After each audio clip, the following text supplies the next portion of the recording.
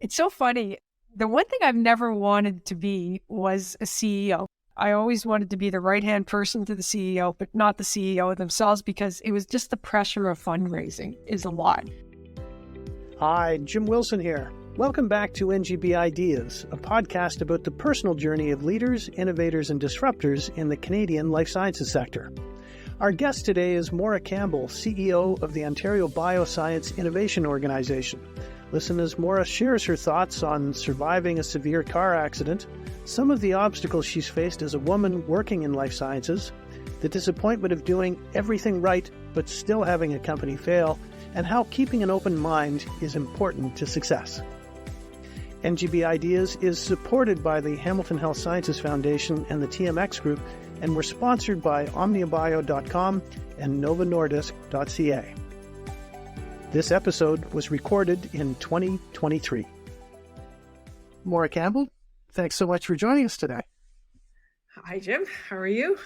Well, I'm well. I hate talking about myself. I'm assuming that's the point of this podcast, so. There you go. Thank you so much for making the time and agreeing to do this. I appreciate it. You were born in Ottawa and you have two brothers, and we'll talk about your siblings in a moment. But first, I'd appreciate talking about your parents, if that's okay. I understand your mother was a nurse and you were born just as your dad was retiring from the military. I would appreciate you telling us about them both. Can we start with your mom? What was her name? My mom's name was Mary Catherine Callahan, so you can guess that she was Irish. She went by Kelly for short. She was a nurse. She actually trained at Hotel Dieu in Kingston. That's where she started, but she was born and raised in Belleville. Is she still with us, or? No, my mom and dad both passed away about 15 years ago now. I'm sorry for your loss. So she nursed in Ottawa. So she was a nurse originally in Belleville and in Kingston. And then when we were kids, Mom was part of what was called the nurses registry. And so she was a private duty nurse. She would do night shifts. So she would work all night and then come home, get us breakfast, get us to school, bring us home for lunch. I don't know when she slept. She never slept. Get us dinner and then went to work at 11 o'clock at night. I think I'm seeing a genetic connection here, figuratively and literally, and a work ethic that shines through you. Your father was in the Air Force, and what was his name? Dad's original name was Natale Pasquale Gerardo Simboli, and he changed it to George Patrick when he was in the Air Force. We don't know where George came from. I think it was the most British name you could think of. And why did he do that? So when he was growing up, he was born and raised in Montreal, and he's one of 7. Half the kids are born in Italy, half the kids are born in Canada. And it was during fascism. They didn't want to be identified as Italian, so he really wanted to be as assimilated Canadian as possible. I think he just created the name himself, and then he legally had to change it when he was in the Air Force because he'd been identifying as George Patrick instead of his real name, which was on his birth certificate. Wow. And what did he do in the military? I understand he was in the Air Force. When he retired, he was flight lieutenant, which I think is the equivalent of captain in the tri-service. Dad was always the accounting guy, bookkeeper, accountant, financial guy. So he ran things, and he ran our house the same way, budgets, and lists. Your dad was Italian, your mom was Irish. How did they meet? They met, I can't even remember now. It was during the war. So there was a lot of nurses, and the enlisted men would meet a lot at social gatherings. I guess he was in the Air Force when the Avro Arrow was canceled by the Diefenbaker government in 1959. Did he ever talk about that? He never talked a lot. What I do, and this was before I was born, the Cuban crisis. I remember that. He was part of that and had to be around, had to be available in case anything happened. He enlisted when he was 17, and it was during the Second World War. And he enlisted because he thought he would get to go to Europe, and he ended up being stationed at a base down the street from where he lived. He was a bit disappointed in that. And he enlisted before he figured the draft was coming, so he enlisted early. Dad only had a high school education. It was hard. He was one of 7 kids. His father ran a number of businesses in Montreal, restaurants, delis, all the kind of things Italian people do. And the kids all worked in these. So it was hard to do school. School was not valued. I think Dad was the only one of 7 that finished high school. He left or retired from the Air Force and had another career, didn't he? He did. There's a building contractor, Minto. They're pretty well known. He became financial officer at Minto. And then from there, he went to the Ottawa City Hall. And from Ottawa City Hall, he went to the Ottawa Fire Department, and always in an accounting and bookkeeping role. So both of your parents very accomplished, and sounds like they instilled some things in you. You and I do know one another a little bit, and I can now see a thread through this conversation that sticks out in a very good way, and that's fabulous. Where exactly did you grow up in Ottawa? First 5 years of my life, I was down on Argyle Street, which is right downtown and across from the Museum of Man. The house doesn't even exist anymore. It was Air Force housing. And what was attached to it was a thing called Beaver Barracks, and that's where all of the single enlisted men were. So we were in the family compound. There were 3 families in this massive house. We were on the ground floor, and then the 2 other families had apartments above us. We used to go into Beaver Barracks. They'd give us treats and pop, and they'd pat our dogs. And it was an interesting life. It was kind of like a mini little military base. Were you an active kid? Pretty active. My oldest brother was a lot older. He was 8 years older than I was. And my youngest brother was only 15 months younger than me, and he was crazy. So you were the middle child. I Googled what the characteristics are of a middle child. May I read what I found? Probably bang on. Middle children are good at being mediators, and they strive for fairness. They're also trustworthy friends who work well as team members. Oh, I would agree with that. I was the peacemaker. So you grew up in a Canadian military household. What was that like? So my dad was typical military. I mean, we had chores and we had lists. Dad ran us like a military family. We all became like that. My youngest brother and I we walk around houses and we straighten pictures. Can't get rid of that crazy military aspect. Nothing's out of order. And in many respects, that's a good thing. Do you think you're more like your mom or your dad? More like my dad. Oh, yeah. Okay.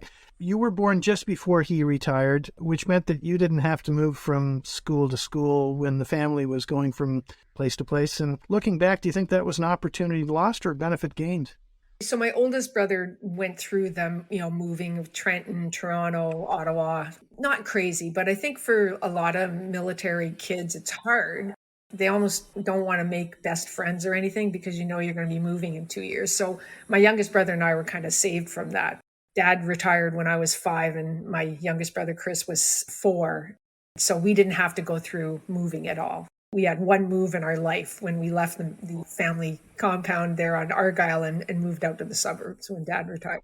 I'd like to talk about your brothers for a moment. I understand your older brother has a PhD in psychology and he works with the Youth Services Board in Ottawa, and your younger brother is a licensing lawyer in the tech industry.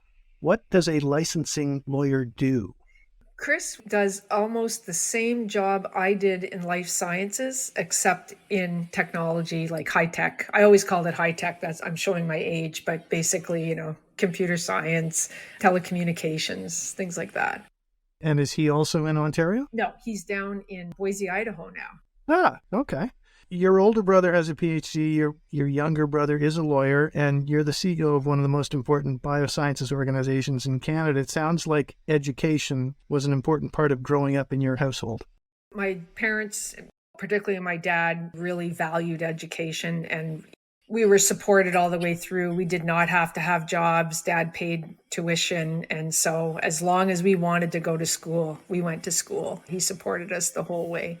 A lot of kids now come out with significant student loans. We did not have to go through that. So I really appreciate what my parents did for us there. Wow. I read that one of your uncles once made a joke about your home having 9 university degrees, 3 kids, and only 1 job. Yeah, because only one of us was working at the time. In the greater family, your education was maybe frowned upon a bit? Not frowned upon, but as I said, Dad was one of 7, and of the 2 of his siblings did not have kids. Of the 5 families, we were the only ones, I think, that went to university, but we're definitely the only ones that got graduate degrees and went on. I'd like to talk about high school for a moment. I'm going to go out on a limb here and guess you were not near the academic bottom of your classes. No, I pretty high up, but I was never the top person because I liked everything. So I never excelled at one subject. I liked a lot of different subjects. So, I was always in the top 3 to 5 in my class, but never the top one. And you liked English and history. History is the path I followed. But in grade 11, you were introduced to chemistry, and I read it was like something went off in your mind. Could you tell us about that? I think it was organic chemistry, which most people hate with a passion. I loved it. Carbohydrate chemistry, organic chemistry. I really, really just loved it. And when I took the chemistry in grade 11, I turned a corner and never looked back at the arts after that. You had a grade 13 biology teacher who had a significant influence on you. Can you tell us about him? He taught almost like a first year biochem course. And that's what really got me is, I liked some aspects of biology and I liked some aspects of chemistry, but the combination of biochemistry and, everything about the cell and all the formulas and equations and, metabolic sequences, like I just ate that up. That's really when I decided I wanted to go into biochemistry. So you graduated high school in 1980 and went to Queen's University in Kingston to start your Bachelor of Science in Biochemistry. Why did you choose Queen's? I can't even remember now. I applied to a lot of different universities. I knew I wanted to go away to university, and I think I didn't want to go too far away. I think part of that was Queen's, but I absolutely loved Kingston and Queen's. It's got a real mystique to it, the campus and everything. It was about 10,000 students when I went, so it wasn't massive, and it's right there on Lake Ontario, and I was a runner. I just loved it. I was at a meeting at Queen's just last month and hadn't been on campus for longer than I care to admit. And I would absolutely agree with you. It is a beautiful campus, and Kingston still has an even better vibe today. And there's a lot of cool stuff going on in Kingston.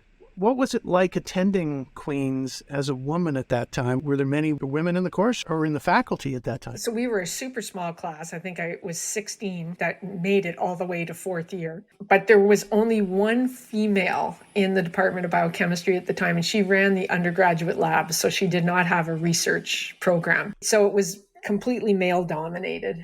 So it was interesting. But in my class, I don't know if we were half female, but we had a good 4 or 5 women in my graduating class. I read that you tutored medical school and nursing students while you were doing your undergrad. Yes, I did. And unilaterally, medical students and nursing students hate biochemistry. Don't know why. They hate it. And they were my rich pool of students to tutor. So. And it gave you some spending money on the side. You were also heavily involved in something else at this time that got you fairly well known in the Kingston area. I understand you're an avid runner. Yes. So I was in Kingston for 7 years between my undergraduate degree and my master's, and I never had a car there. I was a runner, marathons and triathlons. So I did start to dabble in the triathlons, which also brought in the cycling and the swimming. And so I was well known because I was always out running, walking, swimming, biking. I would run to go get groceries. I would run to the bank. I would run to the laundromat. Like I was known for running to get places in Kingston, and I could get from one end to the other. Now, just before we started recording, we were chatting about you were running this morning. I got to ask, how far did you run this morning? Make me feel bad. So I'm old now. I don't only run 5K, but I do other things. So usually when I get up in the morning, I run, I bike, and then I walk. I'm usually out for about 2 hours. I'm a bit of a crazy person that way. Well, good for you. Have you ever tried an ultra marathon? No. You're not that crazy. 26 miles was long enough. I also read that you would get up during your time at Queen's and you'd do training, you'd go to class, and then you'd come home and you'd jump on your bike. And how far would you go? When I decided to start doing the Kingston triathlons, which are called the Tin Man, they're not the Iron Man, they're the Tin Man because it's a half of the Iron Man. That's clever. We ran at 5:30 in the morning so that we could see the sun come up. Like we would run out around RMC, which is the Royal Military College. It's spectacular. Run this LaSalle Causeway and then out around RMC. And then work all day in the lab. Try to fit a swim in usually at noontime in the pool. And then in the evenings, we would, and there was usually more than one person trying to do the triathlon, we would bike from Kingston to Gananoque and back, which is about a 50-mile bike ride. So that was part of our training. one way. I think it's return. I'm still in awe of the ambition and the commitment. Hi, it's Jim. We hope you're enjoying today's show and would like to remind our listeners NGB Ideas is part of Next Great Big Ideas, Canada's Life Sciences Innovation Summit, which is an in-person speakers event being held in Hamilton on the first Monday in October. The NGBI Summit invites leaders, innovators, and disruptors from coast to coast to discuss what their sector is focused on, what their companies are doing, what next great big ideas are on their horizon, and introduces the next generation of Canadian startups who are working on those ideas. At the end of the day, NGBI is a networking event where attendees will meet industry leaders, startups, executives, investors, academics, and members of the general public who share an interest in Canada's life sciences community.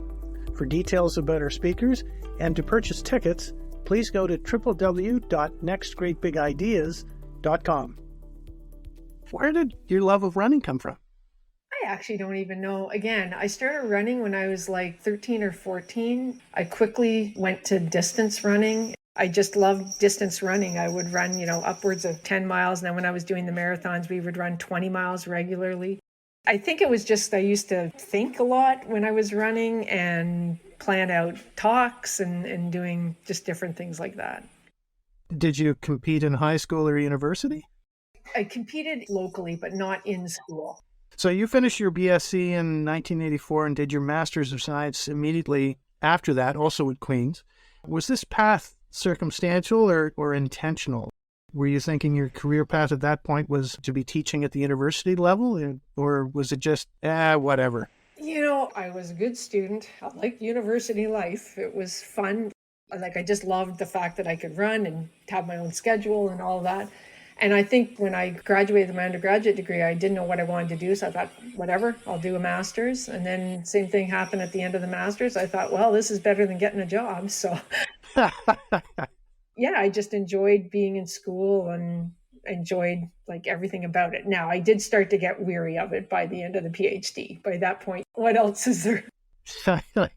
If you don't mind, I'd like to touch on a difficult part of your life that happened during your master's. You were in a very bad car accident and had to take a leave of absence. Could you tell us a bit about that? Yeah, so I'd come back to Ottawa. In addition to doing the running and everything, I taught aerobics and exercise class just to do something else. And I was on my way to that. It was a kind of a rainy night, and we pulled out from a corner which was blinded and got smoked by a car coming the other way. Because I was in such good physical shape, I didn't get as much injuries as I could have. I had no damage to my legs or anything, but I was pinned in the car. But I had full separated shoulder, a lot of contusions and cracked cheekbone, divot out of my chin. So it took a lot. Sorry, you said was there someone else in the car? My fiance at the time, soon to be my husband, was driving. And, like I say, we pulled out and we were completely blinded, didn't see the car coming, and they hit us on my side. But they hit at the wheel hub, not right at the door. So I think that kind of saved me. That must have been a life-defining moment. Yeah, it was. Because of the shoulder injury, I couldn't run. And it was my right hand. In those days, we were still doing a lot of writing. I was trying to finish my thesis, so it was a bit of a struggle. We used to take out books. We didn't look on the internet, right? We had these massive chemistry and biochem books we'd take out and be using those to write the background for our thesis and everything. So it was a bit of a challenge to get everything done, right? Not having my right arm. So you finished your master's and decided to go back home to Ottawa, where you entered the University of Ottawa in 1989 for a PhD in biochemistry. Why Ottawa? Because my parents were still there, my brothers were there, and I thought I had my stint at Queen's. And in those days, they didn't encourage you to do more than one graduate degree at a university. They wanted you to have other experiences. And Ottawa had a fairly strong biochem program. And so I thought, okay, I'll come back to Ottawa.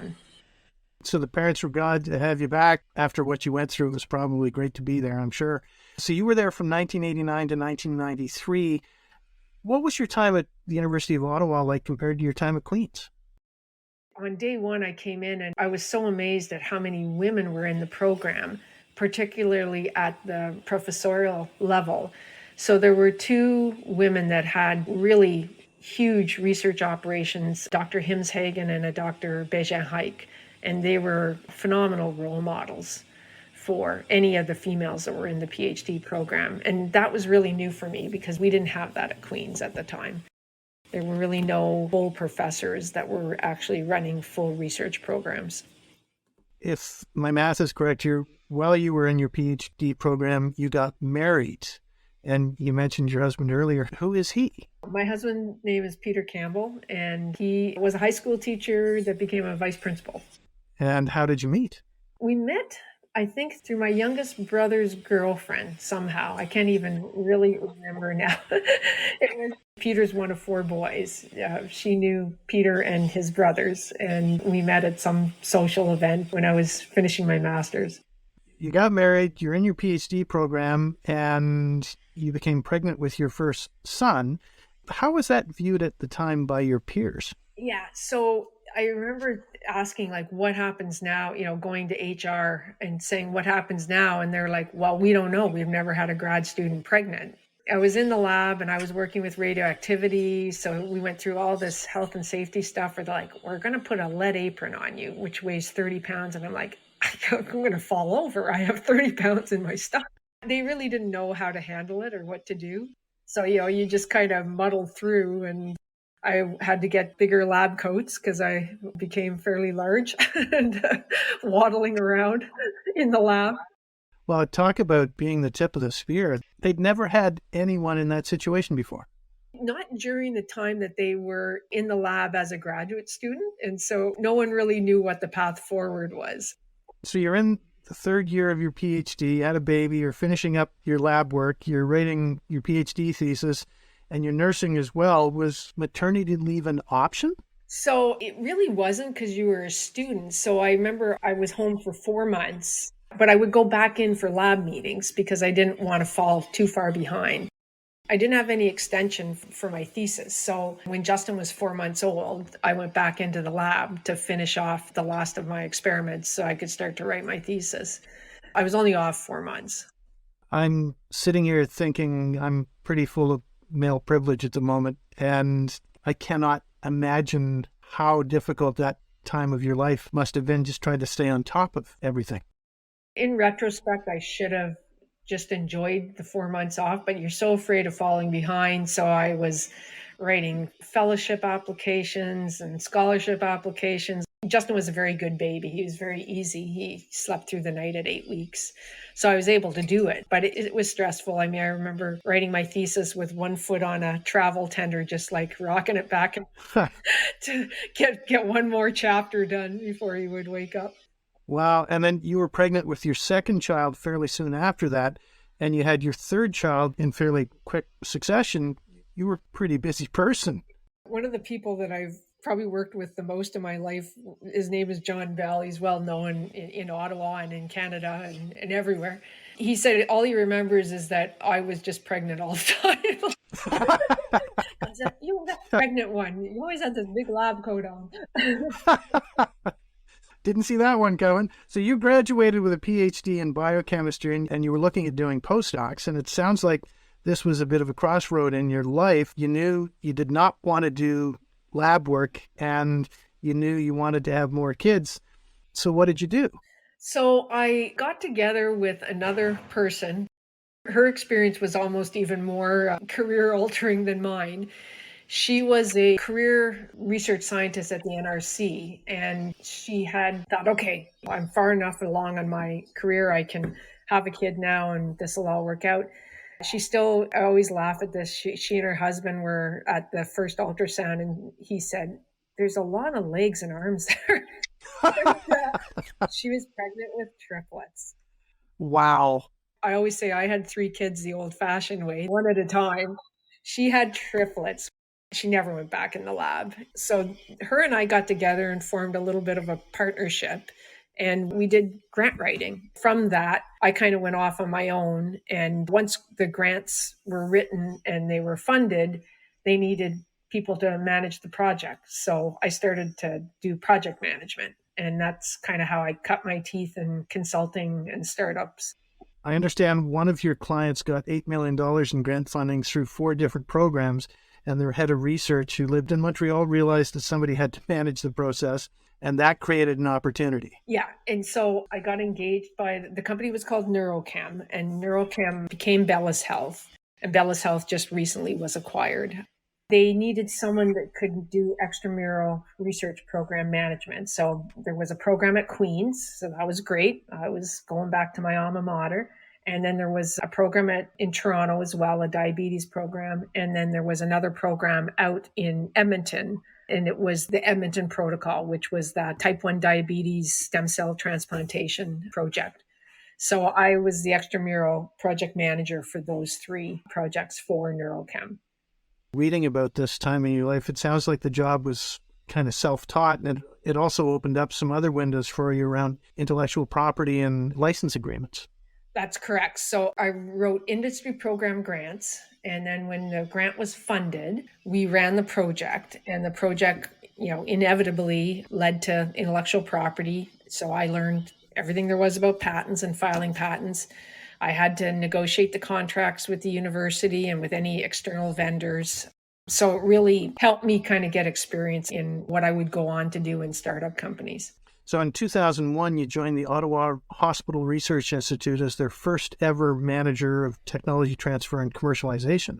That must have been a pretty exciting time in your career. Yeah. So we had done, again, everything was serendipity in my career pretty well. I'd just meet people and they'd say, hey, you do this? Oh, great. Join our team.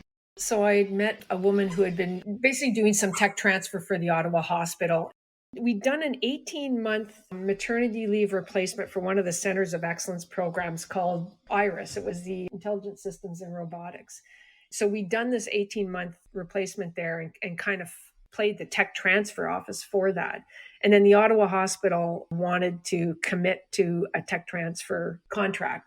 So 4 of us got together. I was the scientist with the IP and the contracts background. We had a lawyer. We had the woman that had originally we'd replaced on maternity leave in the Robotics Institute join us. She was an engineer. And then the 4th person was MBA business development. And so we created the first office for tech transfer at the Ottawa Hospital, which we did on contract for like a couple of years. And while you were there, you met 2 researchers who were serial entrepreneurs, John Val and Mike Rudnicki. Could you tell us a bit about that?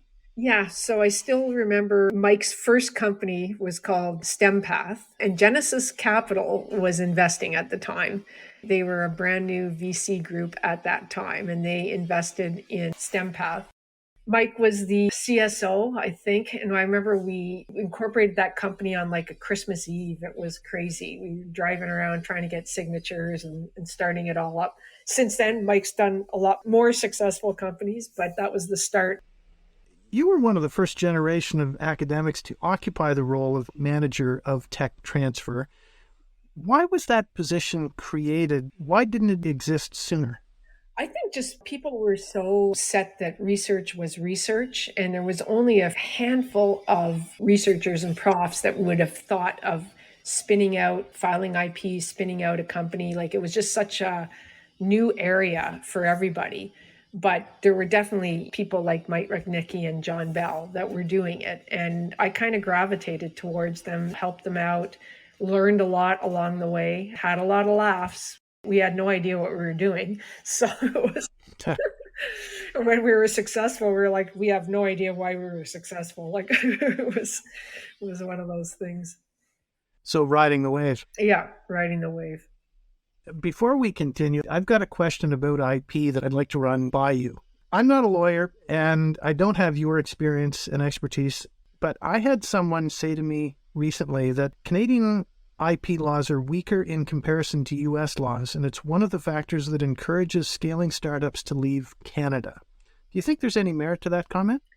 Yeah, I don't know about that. I don't think it has to do with the laws being weaker. I think it's more funding that's the issue.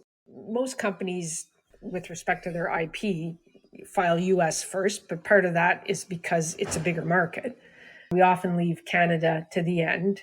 It's not because the laws are weaker. I don't really see how that fits with this. I mean, it really comes down to the companies.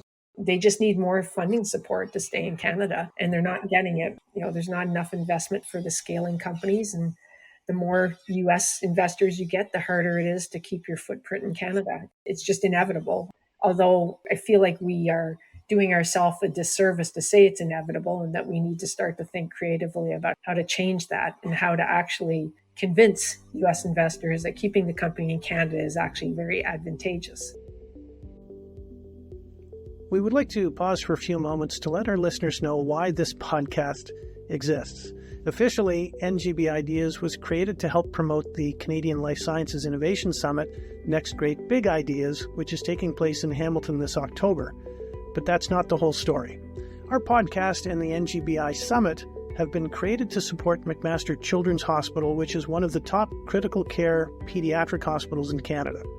Cards on the table, I'm a member of the board of directors of the Hamilton Health Sciences Foundation, and while we are hoping to raise awareness about all of the cool things going on in the Canadian life sciences sector, what we're really doing is trying in our small way to help McMaster Children's Hospital save young lives. And we're very thankful the great team at Mac Kids does that every day. If you're interested in helping us support Mac Kids, please feel free to contact me, Jim Wilson. I'll be happy to help set up a meeting with a staff member of the Hamilton Health Sciences Foundation, and we will welcome your support. You can find out more about McMaster Children's Hospital by visiting hamiltonhealth.ca/mackids. Thanks for listening. Let's get back to our show. You were at the Ottawa Hospital Research Institute from 2001 until 2009. And from 2004 to 2009, you were also Director of Intellectual Property at PainCeptor Pharma Corporation. How did that play out? Ottawa Hospital was 2001 to 2004. And then in 2004, I was approached by two people that had formed a company called PainCeptor Corporation, which was all about neuropathic pain, small molecule therapeutics. And they had formed PainCeptor from two startups, one out of McGill University called Intallium, and one out of Queen's University called Neuroceptor. So they took the two startups, combined them into a single company. Both startups had two different platforms for peripheral pain. The Intallium platform was acid sensing ion channel inhibitors, and the Neuroceptor platform was nerve growth factor inhibitors. And that was a company called Neurochem when they got together? No, that company was called PainCeptor. But actually, the people that had been the CEO and the chief business officer for Neurochem formed PainCeptor. That's how I joined PainCeptor. And then in 2009, you joined VBI Vaccines. Yes. So PainCeptor was a casualty of the 2008 market meltdown. We had phase 1 clinical product that worked and was safe. We had lots of backup compounds that would have had different applications, but we could not secure a Series B financing. And so we wound down operations. I think I was like the last employee. I remember pleading with our CEO to please let me go so that I could find another job, because the market was so bad in 2008. Companies were dying everywhere, and people that got let go early got jobs, and anybody that was hung on to companies because they were valuable were almost at a disservice because that last pool trying to find employment. I think it was BLG, Borden, Ladner, Gervais was the law firm that I was working with when I was at PainCeptor. And they said that they had another client company that really could use in-house IP management. And they introduced me to the CEO and chief business officer for VBI Vaccines, which at the time was called Variation Technologies. And then in 2011, you had a meeting with John Bell, you mentioned earlier, about a company called Turnstone Biologics. Before we talk about Turnstone, could you explain to our listeners who John Bell is? So John and his accomplices, Dave Stoidel, Brian's out of McMaster University and Dave is Children's Hospital, Eastern Ontario. They were pioneers in the oncolytic virus space. John's entire career has been on developing oncolytic viruses as therapeutics. And Brian and Dave were actually his grad students and have gone on to really good careers as well. So when I met them, VBI was struggling a little bit. And I did a little bit of consulting work with them and helped them find, I think it was 1 million seed from Facet. I helped do the application and we got that funding. And that's kind of how we started. Now, we weren't Turnstone at the time. We were just like a project that was running a clinical trial, and we ran it out of the Ottawa hospital. We didn't even have an office space, and I had 2 grad students working for me, both of who went on to be employed by Turnstone, Julia Pomeranski and Chantal LeMay, who is now Chantal Martin. They finally found us like a storage closet. So there was 3 of us working in a storage closet, had no windows. Like we'd come out at the end of the day like moles thinking, what, there's light?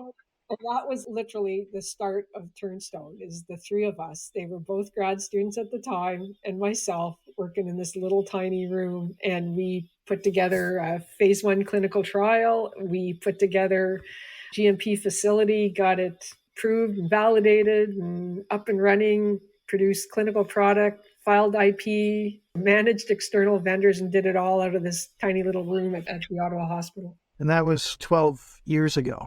Yeah, so it was 2011 to 2014. We ran that program with funding from Ontario Institute for Cancer Research. And then in 2014, we actually incorporated the company Turnstone and got seed funding. I'm wondering how many of people listening to this are thinking, wow, 12 years ago, you were working out of a broom closet, and we are too. And it's 12 years later, and we still haven't solved this problem, which is something else that we'll touch on shortly. So you were at Turnstone for 7 years, from 14-15 until 2022. And in February of 2022, you became president and CEO of Obio, the Ontario Bioscience Innovation Organization. And I understand that it's an interesting story about perhaps being in the right place at the right time, and most importantly, being more than qualified. I'd appreciate you sharing the story of how you ended up at Obio. So Adam Buckley, who I knew from VBI Vaccines, he volunteered me to sit on the Obio board when I was still at Turnstone. And so I became a board member. I can't remember what year it was. And then the next year, the chairman of the board retired, went on to other things. And the then CEO, Gail Garland, asked if I would assume chairman of the board. I think they wanted to have a female chairman. I said yes. So I was chairman of the board. And then a year after that, Gail had contacted me as chairman and said, I think I'd like to retire and move on. And I'm trying to figure out what to do. Do we bring someone up from within? Do we do a search? At the time, the inkling for Turnstone was things were starting to, as previous companies, creep south of the border. And so I knew if I didn't want to move to the US, which I didn't, that it was going to be inevitable that Canadian operations for Turnstone were going to be slimmed down. So I said to Gail, I might be interested, but I'll recuse myself. I think you should still do a search. I don't know if I'm the best candidate or not. I basically want you to do a regular search and just have me interviewed and go through our regular process. And so that's what we did. And then I think it was in December of 2021, they had decided that they would engage me as the next CEO. Obio was founded in 2009, and in my mind, and I'm sure in the minds of many, it's become one of the key organizations in the Canadian life sciences community. I'd appreciate you taking a few moments from a 30,000-foot view to explain to our listeners what Obio is all about. It was founded in 2009 by Gail Garland. So Gail was the founder and the CEO for almost 13 years. Her vision was, at the time, there was a need for an organization that talked for the little guy, right? So there was organizations that were very vocal for big pharma, but our area that we wanted to really provide a voice for was the smaller companies that were the startups, financing, struggling. They needed an organization that was looking out for their best interests as well. And Gail had the vision to see that. And it was tough in the early days for her. I know that they didn't have a lot of funding.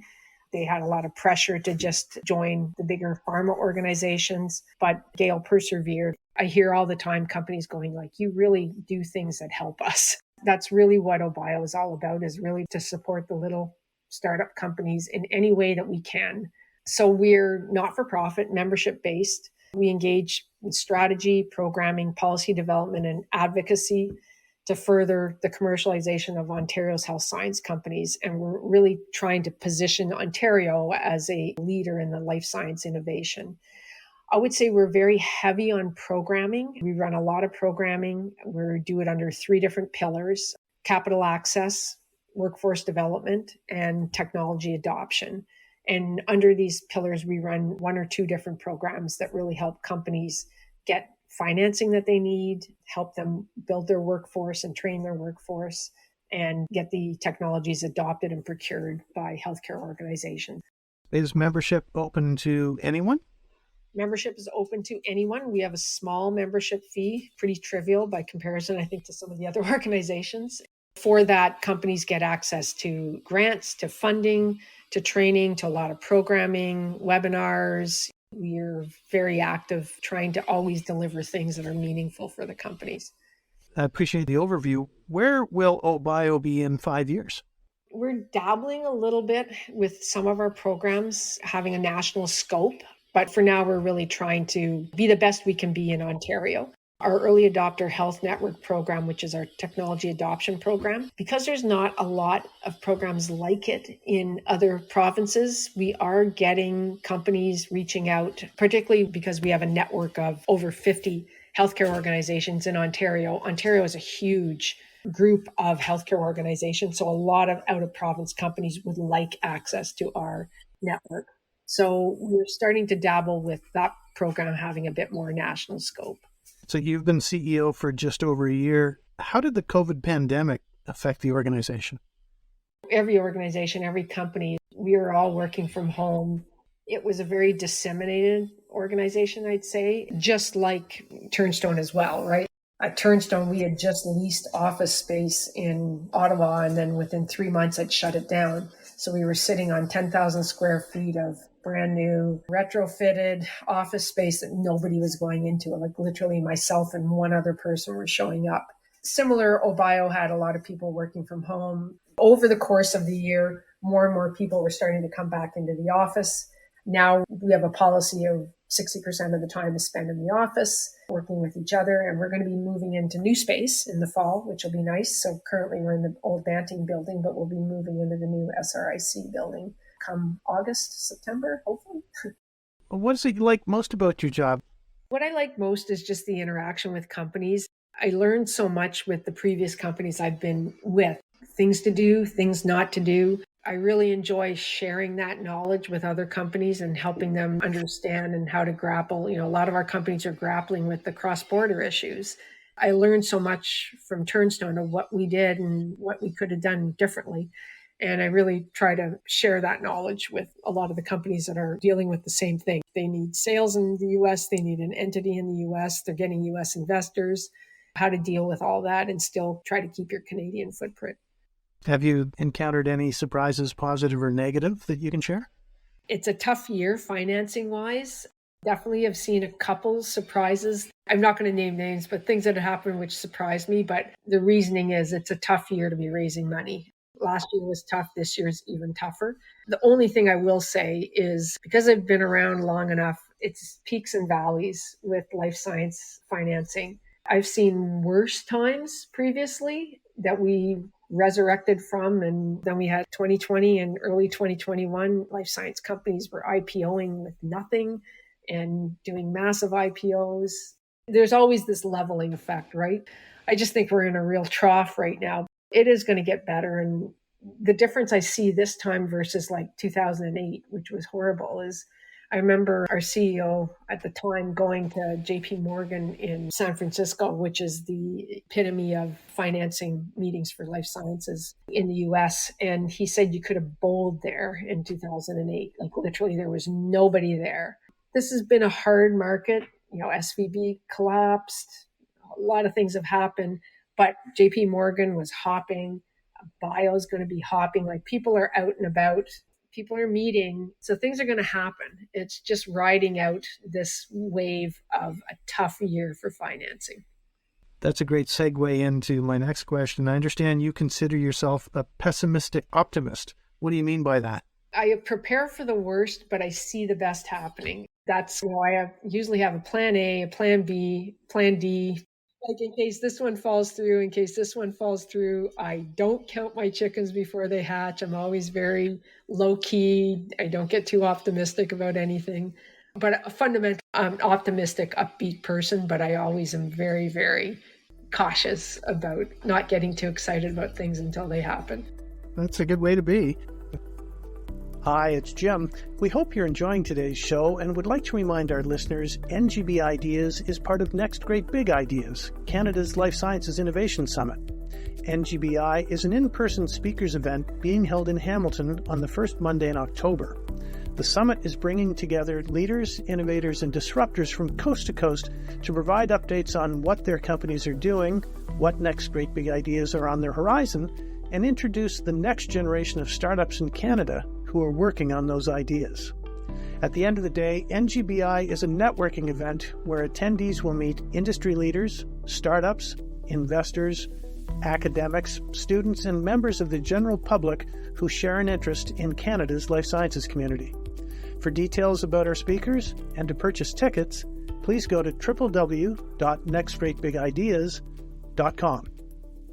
We all have a few things, maybe 3 events, 3 moments in our lives that have steered us to follow the path that we end up on. Are there 3 defining moments that you think aligned in your life to get you to where you are today?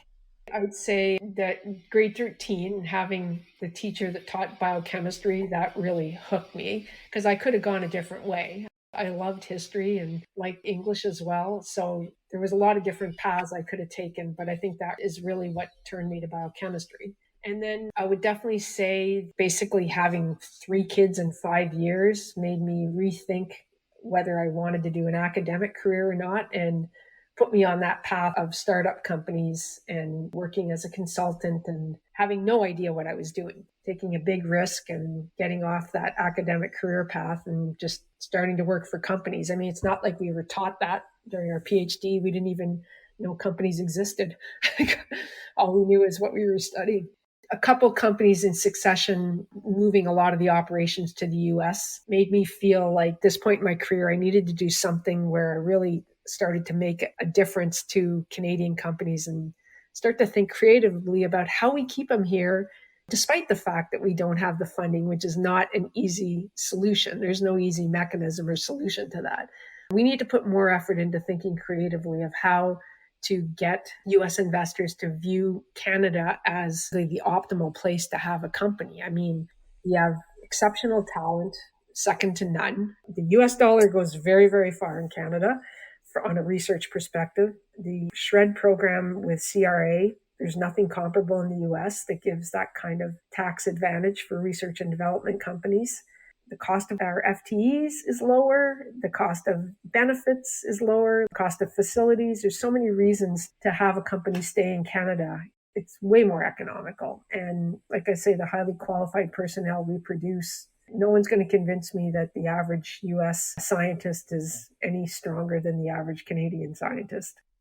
I read a newspaper article about this time last year, might have been the year before, about one of Ontario's larger public service unions investing quite a bit of money into a life sciences portfolio in the US. And the thought that went through my mind was, why aren't you doing it here? I don't know if you're familiar with the article that I'm referencing, and I don't want to name names, but it made me angry. Yeah, I mean, I'm familiar with the issues. This is one thing where I find like Quebec really, their FSTQ, that fund is a labor-based fund, and it's always invested in life sciences in the province of Quebec. I know what you're referring to, and you're right. There's this pot of money that could be invested in life sciences here in Ontario, and it's not. It's being invested somewhere else. Yeah, I hope whoever the people that need to be listening to those comments are listening to those comments. Where do you see the Ontario life sciences community today, and where do you think it's heading, and what do we need to get there? Coming off of the pandemic basically showed life sciences really got us out of this pandemic, and it really gave the whole sector a lot of notoriety.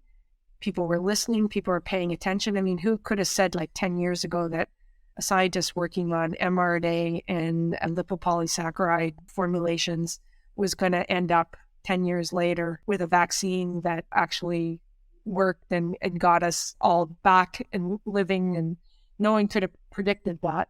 So I really think that the pandemic did a lot to buoy up the image of life sciences with the general public. And riding that wave, the Ontario government's announced its life science strategy. They've named the Life Science Council. Like, the time is right for Ontario really to do some really big things and get the life science sector up on the same level, potentially, as the automotive sector, and really get that commercial activities going and keeping companies. We've got so many startup companies. They just need that help as they scale to fully operational companies. And that's where we really, really need to focus. Is our lack of infrastructure the one major thing that's holding us back? I would say it's a lack of infrastructure. It's a lack of mature funding. Funding is really a big part of it. And the secondary effects of lack of infrastructure is that we don't get those other parts of the ecosystem here, as well, like the accounting groups that know how to handle biotech and life science companies, audits. We don't get the legal groups that know how to negotiate licenses and file IP. We don't get the CROs. That's what really makes an ecosystem successful, is not only the companies, but all the service providers as well. You mentioned that the Ontario government is starting to focus on the life sciences sector, and Premier Ford and Minister Fedeli, I think, are doing a great job with what they've got on their plate. And it'd be great to see more money dedicated to the sector. But we've got at least a 2 to 3 year gap to bridge before we're going to see some significant infrastructure in place. And I'm trying in my small way to help on the real estate side to usher that along as best as possible. One of my favorite questions is, what's the best piece of advice you've been given in your career, and who gave it to you? Less is more. The CEO at Paint Scepter, when we were going through licensing deals and financing, give as little as possible, don't over-explain. Because invariably, the more you explain, the more you end up down a rabbit hole somewhere you don't want to go. Don't answer questions that aren't being asked. And that's hard for a former academic, right? We want to give so much information. And that's the hardest thing sometimes in companies, is answering just the question and don't give anything more. It's the same in my industry. What is the thing that you're most proud of to date professionally? I mean, I'm really proud of what we did with Turnstone in the early days.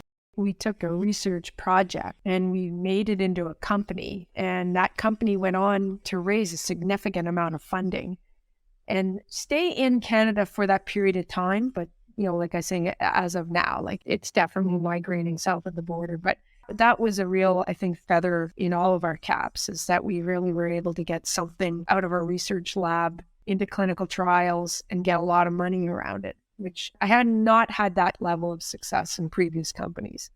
We all have highs and lows in our career, and each teach us lessons.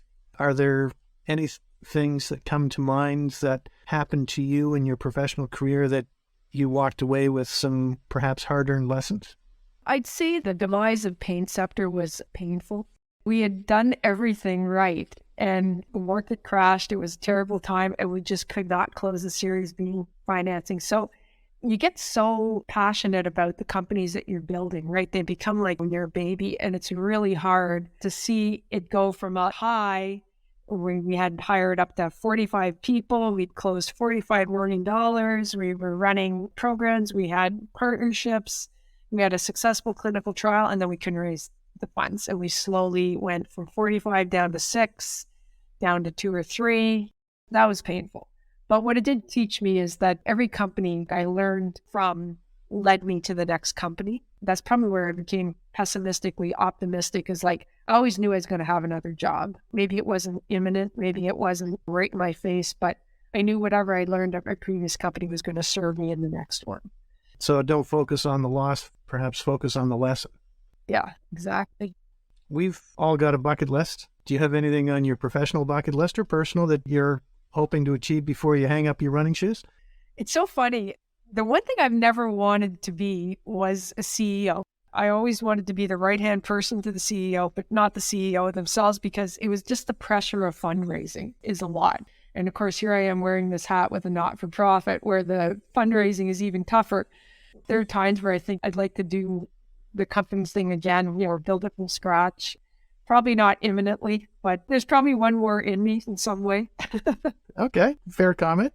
For the younger listeners, those in university, perhaps just trying to figure out what path they want to pursue, or they've chosen a path, they've just graduated, is there any advice you would give in particular to women, but people new to life sciences that you'd like to pass along?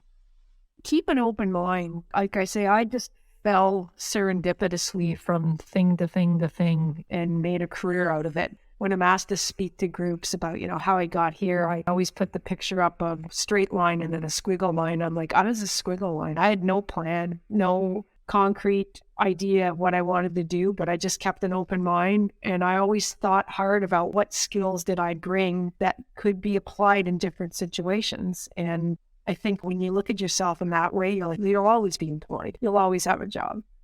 I use the baseball analogy with people in my industry who get a little discouraged by failure. And I said, you know what? If you've got a 300 batting average, you're going to the Hall of Fame. That means you fail 70% of the time. So don't be too low when it's not going great, and don't be too high when it's going extraordinarily well. Just try to keep an even keel. Final question. What's the next great big idea on your horizon? I think for me at Obio, it's coming up with our 3 to 5 year strategic plan. Kind of like the next great big thing that we're really trying to figure out, and just what role we're going to play, and really figure out what it is that the companies need and can we help with that role.